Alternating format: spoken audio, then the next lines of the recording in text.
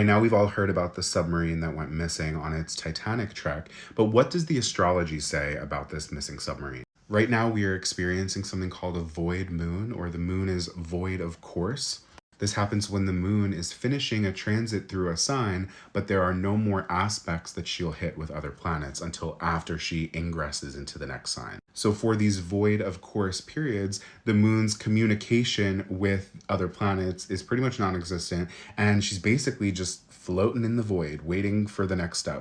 Under typical circumstances, this happens and it usually lasts for a couple of hours, sometimes a day if it's a really long one. The void of course moon that we are in right now is from June 19th through June 21st. That's like 2.5 days. It is a whole 30-degree transit from 7 degrees of Cancer to 7 degrees of Leo that the moon will be void of course. And so when you think about the moon in her home sign, a water sign, Cancer, you think of a vehicle, a chariot of the water. And so the submarine can literally be symbolized by this domiciled Cancer moon. That submarine is floating around in the void somewhere, if not swallowed up already. Astrologers say that if you try to start something new or open a line of communication during this void of course moon period, it's going to fall on deaf ears. Nothing is going to come of it. Some astrologers feel more strongly about that than others, and I don't normally take void of course moons with that much weight because I would never get anything done. But when it's a really long one like this is one of the longest void of course moons that we have the entire year.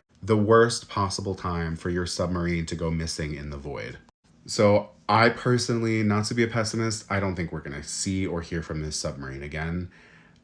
If we do, it will probably be after the moon has entered Leo on Wednesday afternoon sometime, or after that. Supposedly they have like 70 hours of oxygen left, so we'll see. I do feel bad for the crew members and the families of the crew members that are on this missing sub.